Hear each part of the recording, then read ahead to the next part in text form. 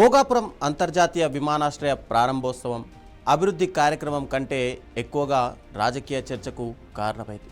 వేదికపై రాష్ట్ర నాయకుల ప్రసంగాలు ఒకలా ఉంటే ప్రధానమంత్రి నరేంద్ర మోదీ ప్రసంగం మరోలా ఉండడం ఇప్పుడు రాజకీయ వర్గాల్లో విశ్లేషణకు దారితీసింది. ముఖ్యంగా వైఎస్ఆర్సీపీ అధినేత వైఎస్ జగన్ను ఉద్దేశించి ఒక్క విమర్శ కూడా చేయకపోవడం వెనుక రాజకీయ సందేశం ఏమైనా ఉందా, లేక ఇది కేవలం ప్రభుత్వ కార్యక్రమం కావడంతో రాజకీయ విమర్శలకు దూరంగా ఉన్నారా అనే చర్చ ఇప్పుడు సాగుతోంది. అది నిజమో కాదో ఈ స్టోరీలో చూసేద్దాం.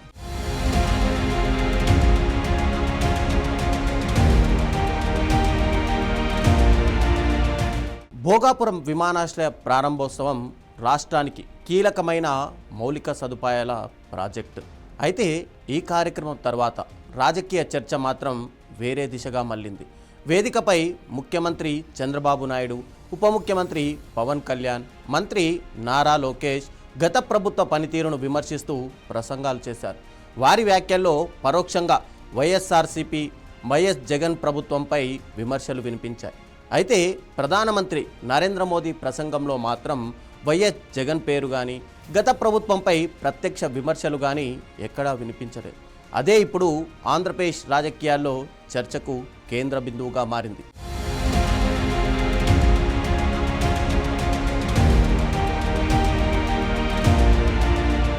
టీడీపీ శ్రేణుల్లో కొందరు సోషల్ మీడియా వేదికగా ఈ అంశాన్ని ప్రస్తావిస్తూ పోస్టులు చేస్తున్నారు.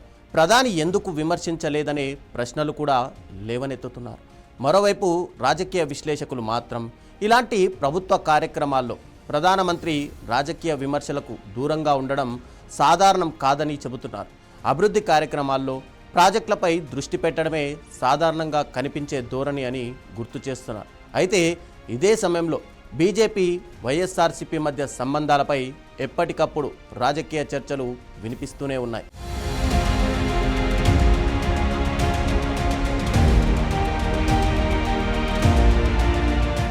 జాతీయ రాజకీయాల్లో పార్లమెంట్లో వివిధ బిల్లులు, రాష్ట్ర ప్రయోజనాలు, కేంద్ర రాష్ట్ర సంబంధాలు ఇలాంటి అంశాల నేపథ్యంలో ప్రాంతీయ పార్టీలతో సంప్రదింపులు జరపడం సహజమని రాజకీయ పరిశీలకులు చెబుతుంటారు.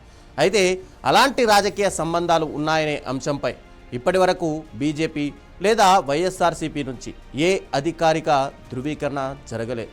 అందువల్ల వీటిని రాజకీయ చర్చల్లో వినిపిస్తున్న చర్చలుగానే చూడాలని విశ్లేషకులు సూచిస్తున్నారు. ఇంకో ఆసక్తికర అంశం, 2024 ఎన్నికల తర్వాత ప్రధానమంత్రి నరేంద్ర మోదీ ఆంధ్రప్రదేశ్కు చాలాసార్లు వచ్చిన సందర్భాల్లో కూడా వైఎస్ జగన్ను లక్ష్యంగా చేసుకొని ప్రత్యక్ష విమర్శలు ఎక్కడా చేయలేదు.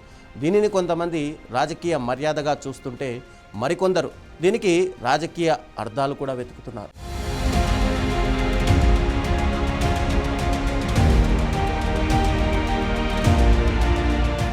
ఇదే ఇప్పుడు ఏపీ రాజకీయాల్లో కొత్త చర్చకు కారణమైంది. అయితే వేదికపై చెప్పిన మాటల కంటే చెప్పని మాటలకే ఎక్కువ ప్రాధాన్యం ఇస్తే వివిధ రకాల రాజకీయ వ్యాఖ్యానాలు రావడం సహజమే. కానీ వాటిని వాస్తవాలుగా కాకుండా రాజకీయ విశ్లేషణలుగా, అభిప్రాయాలుగానే చూడాల్సిన అవసరం ఉందని పరిశీలకులు ఇక్కడ గుర్తు చేస్తున్నారు. రాజకీయాల్లో మౌనం కూడా కొన్నిసార్లు సందేశంగా మారుతుంది. అయితే ఆ సందేశానికి అర్థం ఏమిటన్నది ఎవరి రాజకీయ కోణంలో వాళ్ళు విశ్లేషించుకునే అంశమే.